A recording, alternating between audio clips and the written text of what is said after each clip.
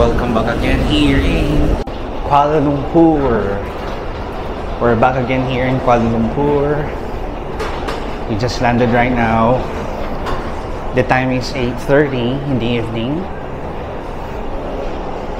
Yeah, it's really nice to see Kuala Lumpur again.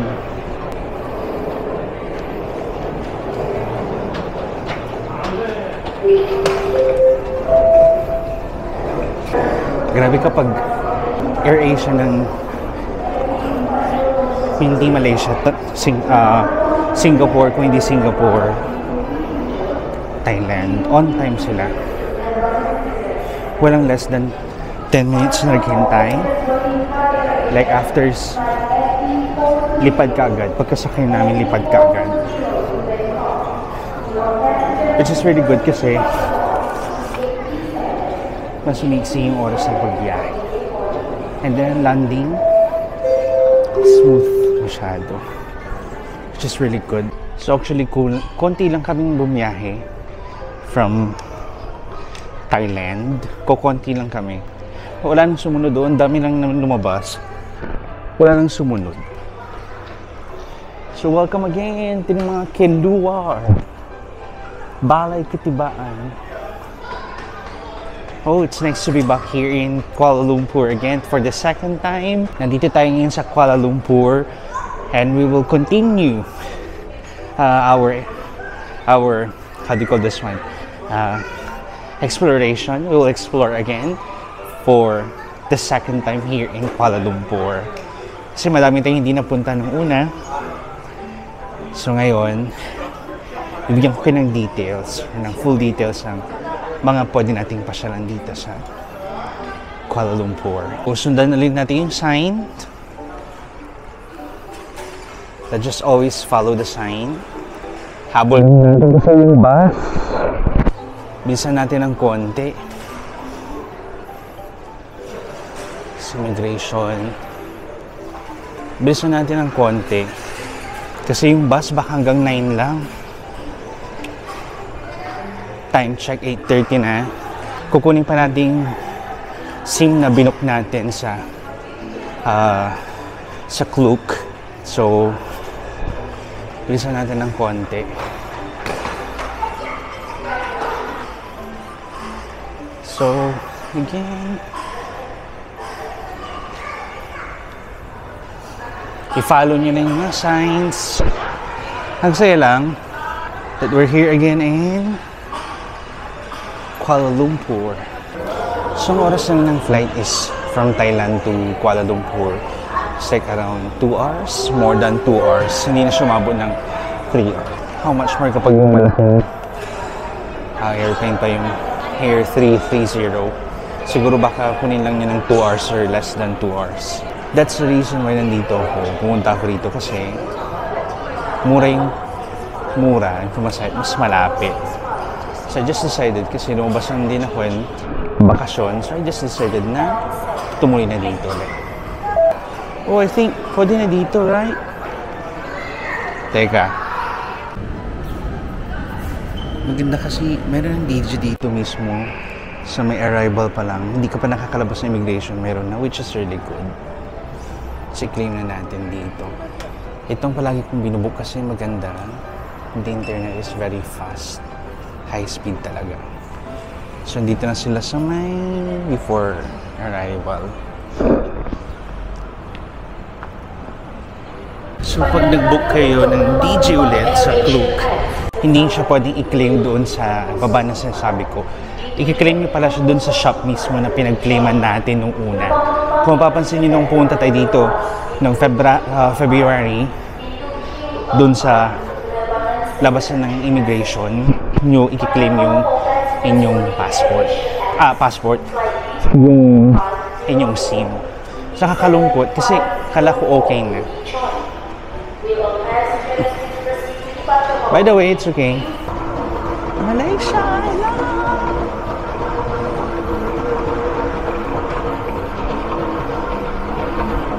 Try ba na? Medyo mahaba-haba.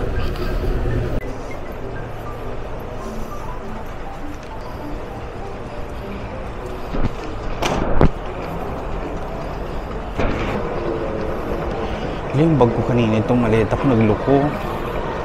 Ayaw mag-open, ayaw mag-close ng hawakan. So, nakiusap ako dun sa crew. Sabi ko, i-ano ko na lang siya. Sabi ko, ipahiga ko na nakaside kasi masyadong hindi ko may close yung hawakan niya. Welcome to Malaysia. Baba ulit tayo. Sa baba.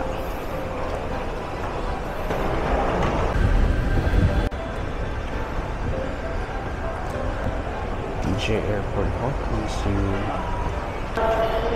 So dito na tayo sa immigration. Off ko muna.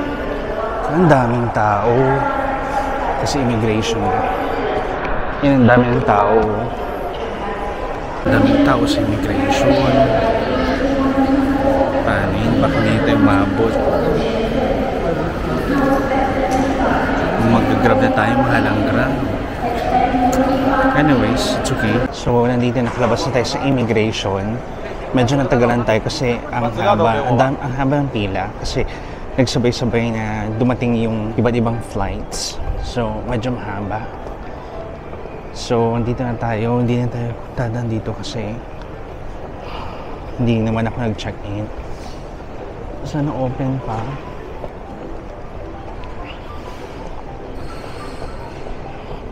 May bus pa sana. 9 na eh. Oh, para. Tapos na rin tayo dito sa may X-ray sa security check. Oh, may bago. Welcome to the world of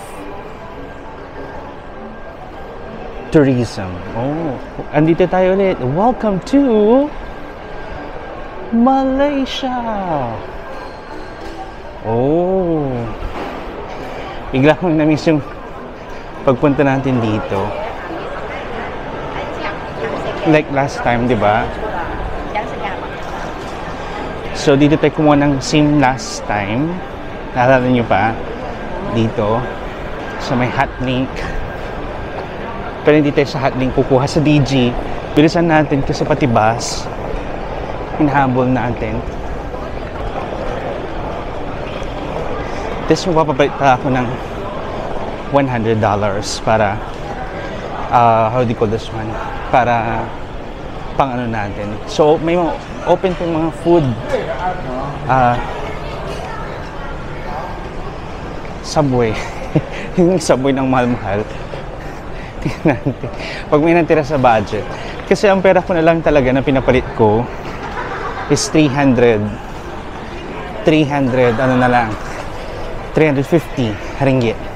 So, magpapalit tayo ng $100 nasa 5,000 yun. Hindi na po gagastos yun lang. Yung ipapapalit ko, hindi ko rin gagalawin. So, susubukan kong pagkasyahin ang 350 sa loob ng 4 na araw. Yeah. Ayun si DG. Tapos dito tayo nagpapalit.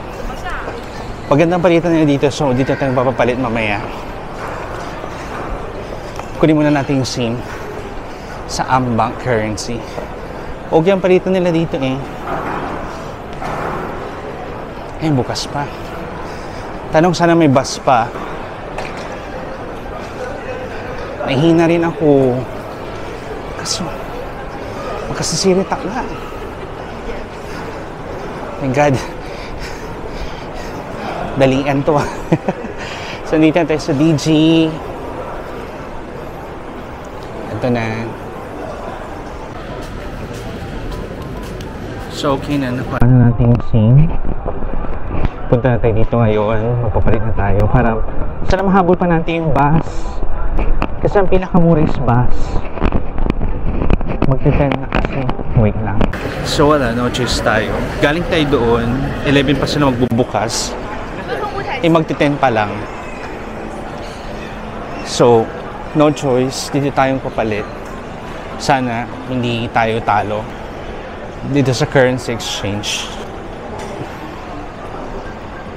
So, ang ano nila dito, 600 yung palit, 150, nasa 600 plus. By the way, Ang importante makaalis na tayo kasi yung bus ang hinahabol natin. Kasi yun lang yun yung pinakamura, mahal lang kasi dito sa train. So kung papapalit kayo, kahit saan, pero mas prefer ko doon sa Ambang, AM-Bang. Mission accomplished na tayo. Nakapagpapalit na tayo. Nakuha na rin natin yung SIM natin.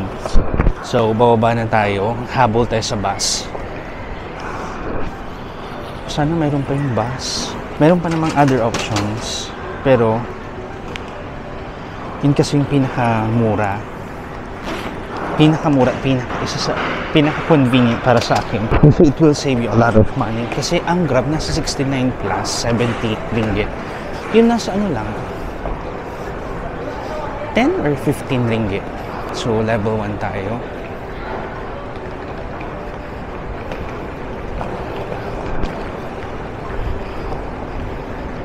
Level 1 tayo. Mamaya tayo umihi. Actually, nahihina ako. Pero mamaya na. Kailangan makabalik. Punta tayo ng KL Central. From KL Central kasi, marami pang open kasi maaga pa. So, Nanyang. Dati sarado to nung dumating ako at umalis ako. Kasi madaling araw yun. Kaya wala pa. Level 1, baba tayo. Aray. Nanghihila siya.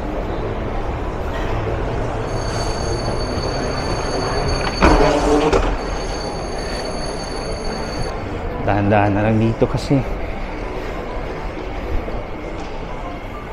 Hello, good evening. Dahan-dahan tayo dito. Oh my. Sarado na ata. Hindi, bukas pa ata. Sana bukas pa. Oh, bukas pa ata. Sana magbenta sila. Dito ang transportation hub sa level 1. So pag pupunta kayo dito, gusto nyo makatipid, mag-bus kayo sa level 1 lahat. Taxi, bus. Pero ang train, dun sa second floor, dun sa tabi ng pinagpalitan ko.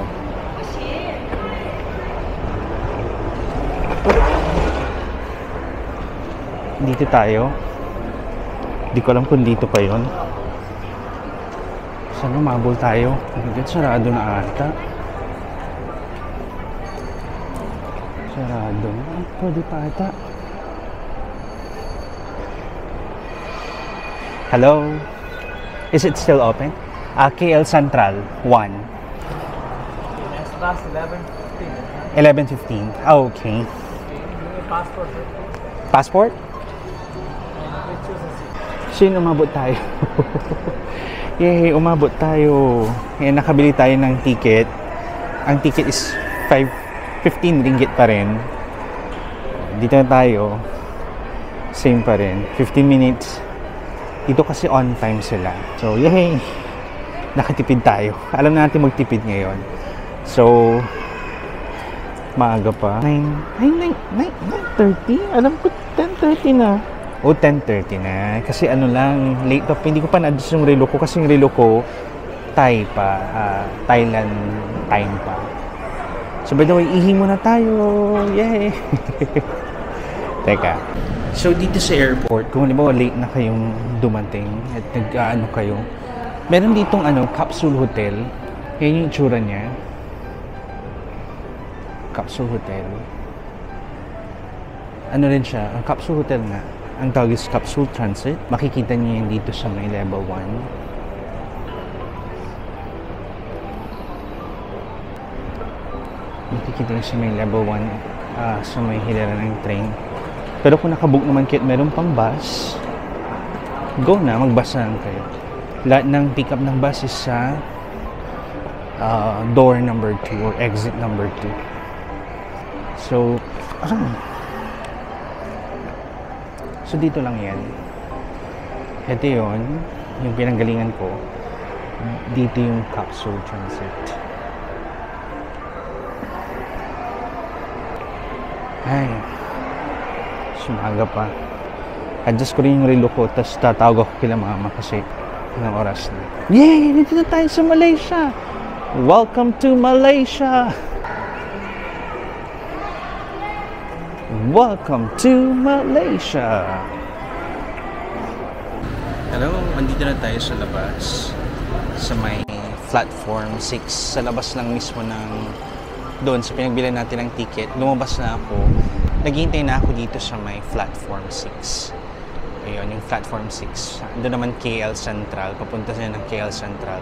So, ang sasakyan na naman natin ay Aerobus. Yun yung common na bus. So, makikita nyo rin kung dito, kung gusto nyo makatipid, again, mag-bus kayo hanggang 11:15 ng last trip. So, dito muna ako sa 10, platform 10, kasi may electric fan dito. Ang init. So, mamaya, balitaan ko na lang kayo kapag andyan na yung bus. Hintayin na lang natin. Nakatulog ako sa bus. Gusto ko nang maghilamos. Andito na tayo sa KL Central. Kabababa lang natin. So, andito na tayo sa KL Central. It's been a long time, right? Walang tao.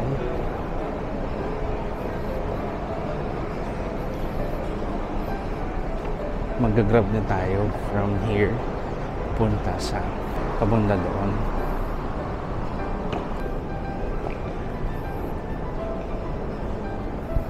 Diyan tayo bumili ng train. Dito pala dito pag wala ng tao. Like, gusto ng tao.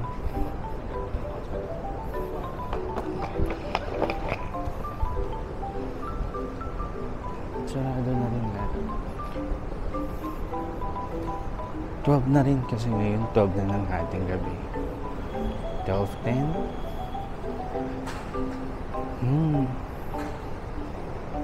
So, paano na to? It's been a long time again.